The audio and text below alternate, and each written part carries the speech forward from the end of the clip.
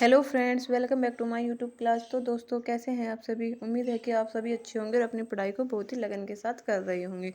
तो दोस्तों, आज हम अपने इतिहास की इस सीरीज में, जिसमें हम यूपीपीएससी एआरओ की परीक्षा में पूछे गए जो पीवाईक्यू हैं उनका घटना चक्र के द्वारा अध्ययन कर रहे हैं। तो आज हम मिडिवल हिस्ट्री के 10th टॉपिक, जिसमें हम भक्ति आंदोलन एवं सूफी आंदोलन का अध्ययन करेंगे। तो दोस्तों, प्लीज़ क्लास को ध्यान से देखना, क्योंकि यह टॉपिक बहुत ही इंपॉर्टेंट है। इससे प्रत्येक जो साल 1 से 2 क्वेश्चन हमेशा पूछे जाते हैं। क्वेश्चन फर्स्ट, निम्नलिखित में से वारकरी संप्रदाय के संत कौन थे। ज्ञानेश्वर, नामदेव, एकनाथ या फिर तुकाराम। तो दोस्तों, संत इनमें से जो ज्ञानेश्वर, नामदेव और एकनाथ, जो तीनों ही वारकरी संप्रदाय से संबंधित, तीनों ही, और तुकाराम भी इससे ही संबंधित है। इसका ऑप्शन जो डी इज राइट। नेक्स्ट, निम्नलिखित में से एक रत्न खान का रचयिता कौन था। Option A Malikdas. Option A is right. Next, निम्नलिखित में से कौन एक प्रथम भक्तिकालीन संत थे जिन्होंने अपने संदेश के प्रचार के लिए हिंदी का प्रयोग किया था। Ramanand. Option A is right. Ramanand का जो जन्म था वो उत्तर प्रदेश में हुआ था। इन्होंने उत्तर भारत में भक्ति आंदोलन को प्रचारित करने के लिए बहुत ही योगदान किया है। नेक्स्ट, निम्नलिखित में से किस मत की स्थापना रामानुजाचार्य के द्वारा जो की गई है। तो दोस्तों, रामानुज के द्वारा जो विशिष्ट द्वैतवाद की रचना की गई थी, क्योंकि राम जो विशिष्ट थे, इसलिए हम राम को विशिष्ट से याद रख सकते हैं, विशिष्ट द्वैतवाद की रचना। नेक्स्ट, निम्नलिखित संतों का सही तिथि के अनुसार क्रम लिखिए। यानी रामानुज, शंकराचार्य, शंकरदेव, दादू। तो ऑप्शन जो तो शंकराचार्य थे जो सबसे पहले थे। इनके द्वारा दक्षिण भारत में भक्ति आंदोलन की शुरुआत की गई थी, तो इसलिए बी दो जो सेकंड ऑप्शन होगा वे सबसे पहले आएगा। तो ऑप्शन ए बी नहीं होगा, सी बी रोंग, बी, तो D option is right. Next, Maharashtra धर्म के निम्नलिखित संतों का काल के अनुक्रम नीचे दिए गए कूट से पता करें। एकनाथ, रामदेव, रामदास, तुकाराम, नामदेव। तो ऑप्शन तो नामदेव से इनमें सबसे पहले, तो ऑप्शन ए भी नहीं हो सकता, सी भी नहीं हो सकता, बी या डी में से कोई एक होगा। तो तुकाराम और एकनाथ में सबसे पहले एकनाथ थे, तो ऑप्शन जो डी इज राइट। नेक्स्ट, भक्ति आंदोलन के निम्नलिखित नायकों में से कौन इस्लाम से प्रभावित था। तो दोस्तों, नामदेव जो कि महाराष्ट्र से संबंधित है, ये इस्लाम धर्म से जो प्रभावित है। नेक्स्ट, मध्यकालीन भारत के निम्नलिखित में से किस संत का जन्म प्रयाग में हुआ था। तो option B is right. Next, भक्ति आंदोलन को प्रारंभ किया गया था अलवार संतों के द्वारा। अलवार संत जो विष्णु के भक्त थे, जैसे कि जो शिव भक्त थे वे अलवार संत विष्णु के भक्त थे, और सेव थे वे सेव धर्म वाले, वे न्यायार भक्त थे। कि जो शिव की जो 3 आंखें हैं, तो यानी न्यायार, जो न्याय से याद कर सकते हैं। नेक्स्ट, भक्ति संस्कृति का भारत में पुनर्जन्म हुआ 15वीं से 16वीं शताब्दी में। नेक्स्ट, निम्नलिखित में से कौन सा स्थान गुरु नानक का जन्म स्थल है। तो दोस्तों, गुरु नानक का जो जन्म है वो पाकिस्तान के ननकाना में हुआ था। इन्होंने सिख धर्म की स्थापना की थी। नेक्स्ट, तरन तारण नामक नगर की स्थापना करने वाले जो सिख गुरु कौन थे। तरन तारण जो नामक नगर की स्थापना गुरु अर्जुन देव, जो कि सिखों के 5वें गुरु हैं, उनके द्वारा जो की गई थी। जो गुरु अर्जुन देव के द्वारा आदि ग्रंथ की रचना भी की गई थी। नेक्स्ट, किसकी समाधि के कारण नांदेड़ गुरुद्वारा सिखों के द्वारा पवित्र माना जाता है। तो गुरु गोविंद जो सिंह, जो कि सिखों के अंतिम जो गुरु हैं, इनकी समाधि के कारण जो नांदेड़ गुरुद्वारा को पवित्र माना जाता है। नेक्स्ट, सिखों को एक सैन्य लड़ाकू जाति के रूप में परिणत करने का प्रारंभ किसने किया था। तो गुरु हरगोविंद के द्वारा। नेक्स्ट, पंजाब में अमृतसर नगर को स्थापित किसने किया था। पंजाब में अमृतसर शहर की स्थापना गुरु रामदास के द्वारा जो की गई थी, और हरगोविंद के द्वारा उसकी किलेबंदी की गई थी। नेक्स्ट, बंदा बहादुर का मूल नाम क्या था। बंदा बहादुर जो कि सिखों के प्रथम राजनीतिक गुरु थे, उनका जो मूल नाम था वह लक्षण जो देव था। नेक्स्ट, निम्नलिखित में से किसने संन्यास नहीं लिया था। ऑप्शन ए गुरु नानक एवं चैतन्य, ऑप्शन बी चैतन्य एवं वल्लभाचार्य, ऑप्शन सी वल्लभाचार्य एवं नायक, ऑप्शन डी नायक एवं ज्ञानेश्वर। तो दोस्तों, ऑप्शन जो सी वल्लभाचार्य और गुरु नानक जो देव जी थे, उन्होंने कभी भी संन्यास नहीं लिया, तो option C is right. Next, Chaitanya Mahaprabhu ने भक्ति आंदोलन में जो विशेषता जोड़ी वह थी कीर्तन। चैतन्य महाप्रभु जो कि पश्चिम बंगाल से संबंधित है, इन्होंने भक्ति के लिए कीर्तन को आधार बनाया। इनका मानना था कि जो कीर्तन करके ईश्वर की प्राप्ति की जा सकती। मीराबाई किसके समकालीन थे? तो मीराबाई चैतन्य महाप्रभु के समान थी। मीराबाई के जो गुरु का नाम रैदास था। नेक्स्ट, कबीर के संबंध में निम्नलिखित कथनों पर विचार कीजिए। कबीर ईश्वर के एकत्व तथा निरंतर स्वरूप में विश्वास करते थे। Option A is right. B, Kabir का सुझाव था कि तपस्या से ही परम ज्ञान और मोक्ष की प्राप्ति की जा सकती है। नहीं दोस्तों, कबीरदास जी ने ऐसा कभी भी नहीं कहा था। तो इसका आंसर केवल ए सही है। नेक्स्ट, कबीरदास और गुरु नानक के संबंध में निम्नलिखित कथनों पर विचार कीजिए। जैसे उनके विचार भक्ति और सूफी दोनों परंपराओं से जो लिए गए हैं। यस दोस्तों, ये सही है। वे ग्रामीण जनता की भावनाओं की अभिव्यक्ति करते हैं। ये भी सही है। ऑप्शन 3, मतलब उन्होंने हिंदू मुस्लिम एकता के लिए प्रभावशाली प्रयास किए। राइट। उनके अनुयायियों ने एक स्वतंत्र धार्मिक समाज स्थापित किए। यस। तो option C is right. Next, Assam एवं कूच बिहार में वैष्णव धर्म का प्रवर्तक किसने किया था? असम और कूच बिहार में वैष्णव धर्म का जो प्रवर्तन था वो शंकर देव के द्वारा किया गया था। दोस्तों ये क्वेश्चन बहुत ही इंपॉर्टेंट है।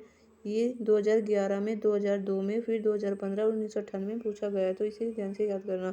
मलुकदास एक संत कवि थे। मलुकदास जो इलाहाबाद के कंडा से संबंधित है। निम्नलिखित में से कौन 16वीं शताब्दी में कर्नाटक में दासकूट आंदोलन से संबंधित है? तो पुरंदर दास का संबंध, जैसे पुरंदर के आगे भी दास हुआ और दासकूट भी, दासकूट आंदोलन, तो इसका आंसर पुरंदर दास। नेक्स्ट, सूची 1 को सूची 2 से सुमेलित कीजिए तथा सूचियों के नीचे दिए गए कूट से सही उत्तर का चयन कीजिए।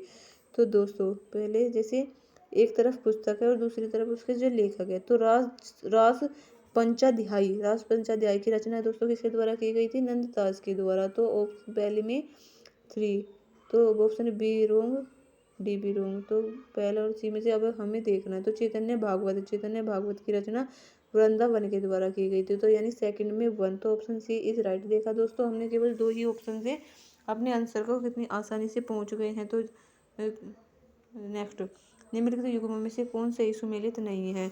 ध्रुवदास की रचना किसके द्वारा की गई? भगत नामावली के द्वारा। राइट। नामादास की रचना भक्तमाल के द्वारा। यह भी सही है। ऑप्शन सी, रसखान की रचना रसिकप्रिया के द्वारा।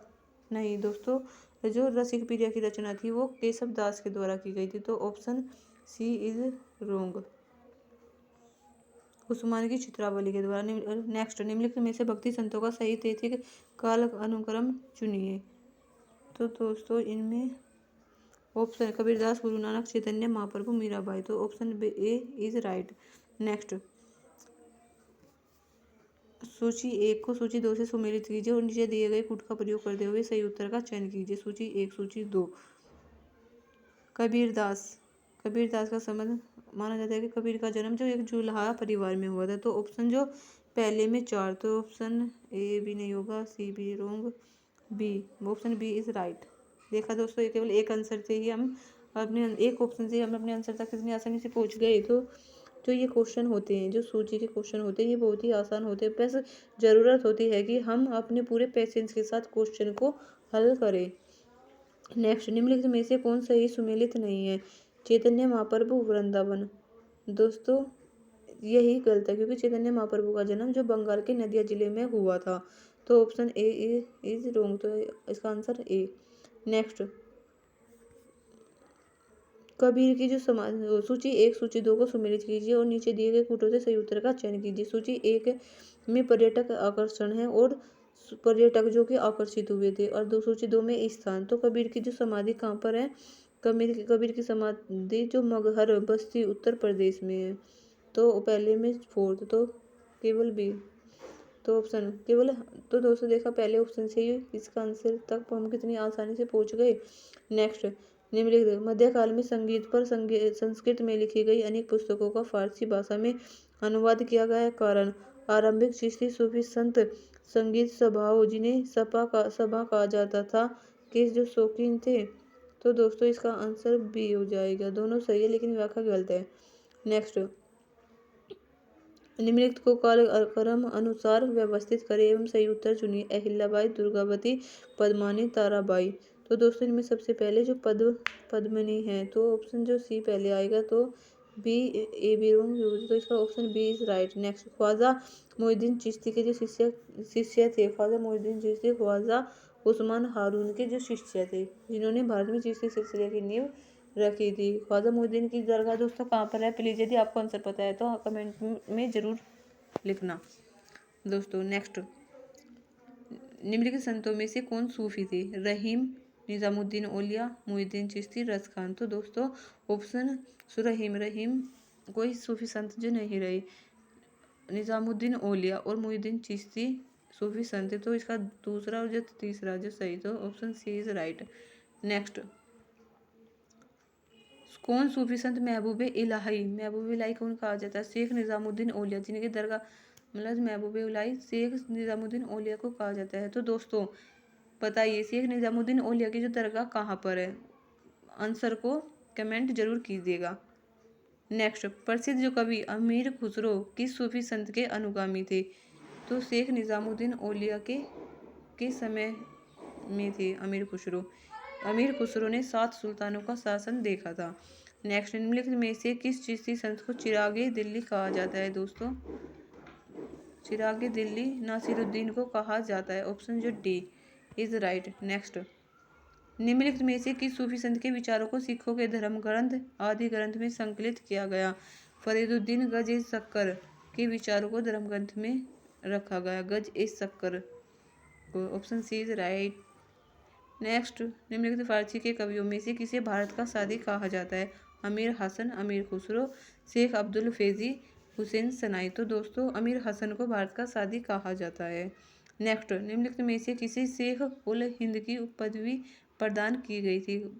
Option A Baba Fariduddin, option B Khwaja Qutbuddin Bakhtiyar Kaki, option C Khwaja Moinuddin Chishti, option C Salim Chishti. तो दोस्तों ऑप्शन जो डी सलीम चिश्ती को शेख उल हिंद की पदवी दी गई थी। दोस्तों शेख सलीम चिश्ती की जो दरगाह कहाँ पर है? प्लीज़ कमेंट में आंसर जरूर देना। नेक्स्ट, सूफियों के किस संप्रदाय तथा सिलसिले से शेख बहाउद्दीन ज़कारिया संबंधित थे? दोस्तों शेख बहाउद्दीन ज़कारिया सुहरावर्दी सिलसिले से संबंधित है। सिख परंपरा के अनुसार निम्न में से किस सूफी संत को हर मंदिर की स्थापना का श्रेय दिया जाता है? तो हर मंदिर की स्थापना दोस्तों मियाँ मीर के द्वारा की गई थी। Option C is right. Next, किस सूफी संत ने योग क्रिया को अपनाया था? सत्तारी सिलसिले ने योग क्रिया को अपनाया था। नेक्स्ट, निम्नलिखित सूफियों में से कृष्ण को कौन औलिया के रूप में मानता है? तो दोस्तों सत्तारी सिलसिले, तो दोस्तों option A is right, Shah Mohammad जो गोस। नेक्स्ट, ख्वाजा मोइनुद्दीन, सूची 1 को सूची 2 से सुमेलित कर नीचे दिए गए कोड से सही उत्तर चुनिए।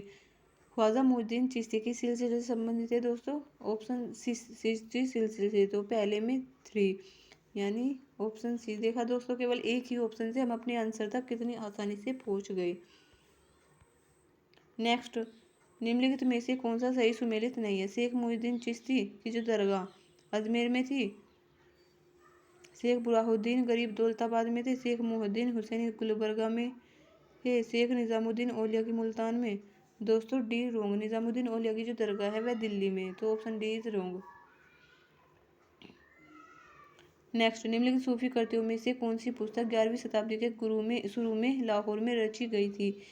कशफुल महजूब की रचना 11वीं शताब्दी में हुई थी। नेक्स्ट, निम्नलिखित में से किसका संबंध सूफीवाद से नहीं है?